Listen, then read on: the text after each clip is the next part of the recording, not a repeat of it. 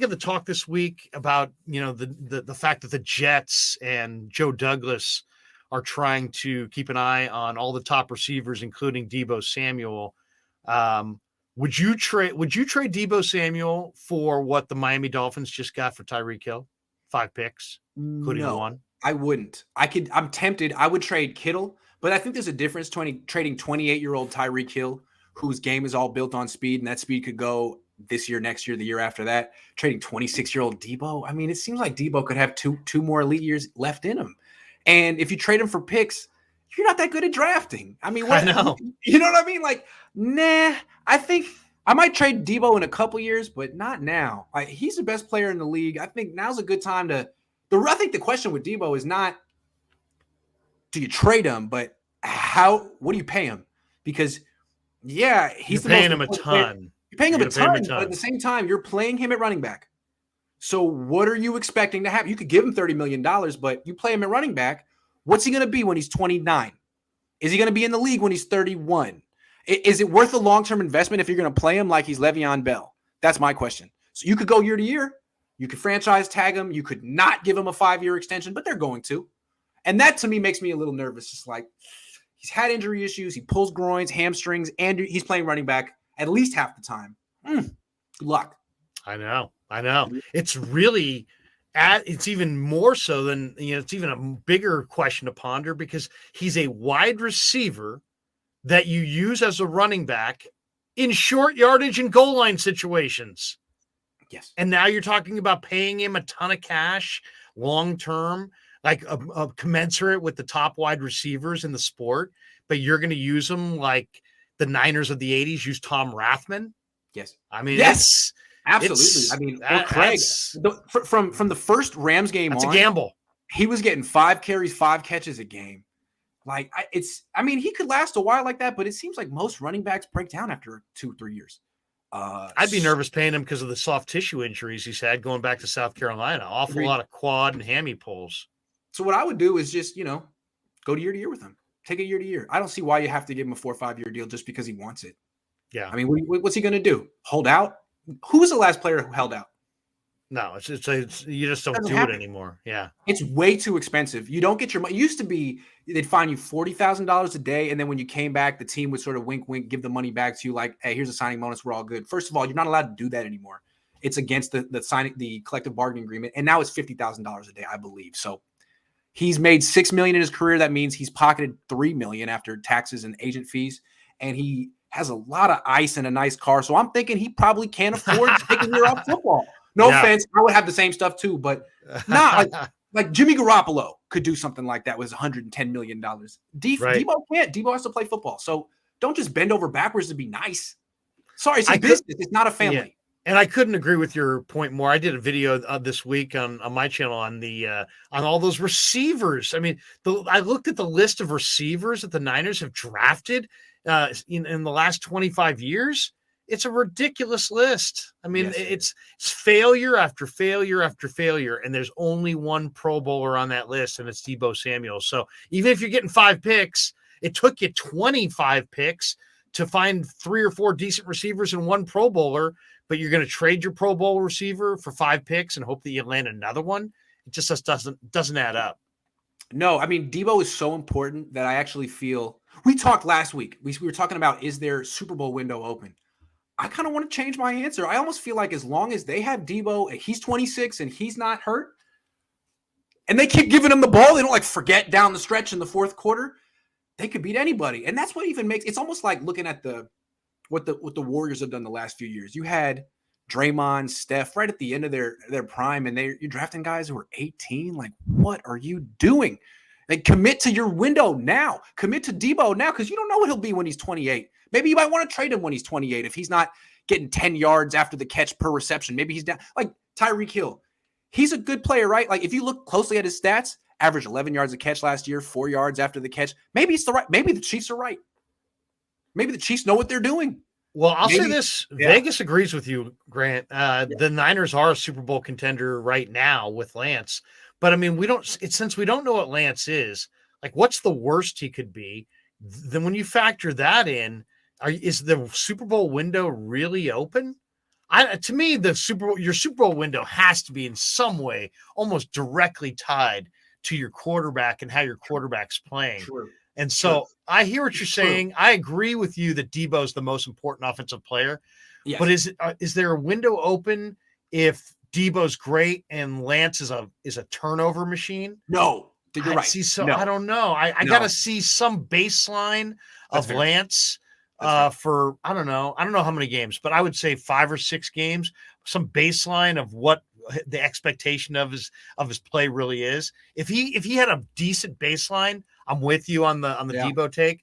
But to me, I got to see that baseline of Lance before I can say Super Bowl windows open. I guess I feel that even as bad as Jimmy Garoppolo was in the playoffs last year, they probably could have beaten the Rams in that last game if Deebo had gotten the ball a couple of times in the fourth quarter. I agree. We'll never know. Just like you think Joe Montana would have won in 92. I guess we'll never know. Sorry, Steve. Kev says, sorry, Steve. Kev says Niners and SF Giants both overachieved last season. Neither made any big moves despite making deep playoff runs. Meanwhile, LA stockpiling talent. What do you think of that? Well, as far as the Giants are concerned, I mean, yeah, Dodgers get Freddie Freeman, the Giants get Jock Peterson, and say goodbye to Posey and Solano and Chris Bryant and Gosman. And local guy, we'll see. Jock Peterson. I do love Jock Peterson. Local guy, isn't he? Went to Palo High, no? Yeah, Palo Alto High. Probably knew Harbaugh. AKG says 2 of my all-time favorite hosts together. Thank you. You guys should definitely do Niners pre and post game show. Not listening to KMBR post game without LK. Oh, yeah. You already know. Look at that. Fist in the air on that one. Fist in the air. Absolutely. What is wrong with my freaking... All right, sorry. I'm getting tripped. Yes. AKG, I guarantee you you can be doing that. I still have to do some writing. But, yeah, we'll be collaborating a lot. Don says, bottom line, can you justify holding Jimmy, not using his current $18 million cap space to meet roster needs? Can they restructure enough to meet needs? They'll say they can. Yeah. I mean... they lost Key today, by the way, so that, they couldn't keep Key. They've taken some hits. Let's be totally honest. I mean, we'll get to it a little bit later on, but they've taken some hits in free agency. But they really believe in their young guys. All of a sudden, Dustin says, what if Ayuk was in the doghouse because he was asking for trade to play? Maybe. Well, here's what I saw. We'll never know. And I don't think Kyle ever said it to anyone, including Ayuk. But you could watch on film during the preseason. They weren't linking up, Ayuk and Jimmy. And whenever Jimmy would miss him, Ayuk would do the jump up and down thing that Justin Jefferson does. You know what I mean? Yeah. They're like, you messed up. It's your fault. I don't think Jimmy appreciated it. And probably the coaches didn't. They're like, dude, we like you, Ayuk, but it's your second year. He's getting $27 million. You can't do that. And I think don't show up your quarterback. You can't show up your quarterback, man. And he was doing a little bit of that. Yeah. Well, and yeah, he trained with Trey in the offseason, right? He may have felt that Trey outplayed Jimmy in the preseason and in camp. He may have felt that he wasn't even that close, and that when the job went to Jimmy, he pouted a little bit. Maybe he was unprofessional. Maybe what Grant's talking about, he did every day in practice, and they talked to him about it, and he still did it. So now you're basically going against your coaches. But either way, man. No more of that. No more benching and disciplining your star receiver and star players when you're trying to make the playoffs. They almost didn't make the playoffs, and largely because of that decision. That little, we're going to teach Ayuk a lesson. So I think from Ayuk's perspective, he's like, man, I'm getting open. I'm running hard. I'm running down the field. It's tiring. I keep getting open, and the guy doesn't even look at me. And so I think at the end of his routes, he would do it like, I'm open, and they didn't appreciate that. So I think what he had to do was just keep getting open, put his head down, come back to. But what you saw was as soon as they said, Jimmy said goodbye and I want to get traded or whatever, Ayuk went on Instagram, I think it was, and said, deep ball me, please. Yeah, man. I think he knows Jimmy's not even trying to get down the field, and Ayuk sees himself as a deep threat. And also, let's throw this out there as well. This was one of the flaws of John Lynch's roster last year, because on this team, Ayuk ran off the coverage, and you should have somebody else run off the coverage. Go get Travis Benjamin to run off the coverage. Use Ayuk. He's your first-round receiver. They treated him like he was just some go-route space creator. Yeah, I would have problems with that too if I were him. Official B&A Music 88 says the difference between Joe and Jimmy is that Joe got the Niners a third-round pick and a backup safety. Sorry about early works Wi-Fi time. Yeah, it's all right.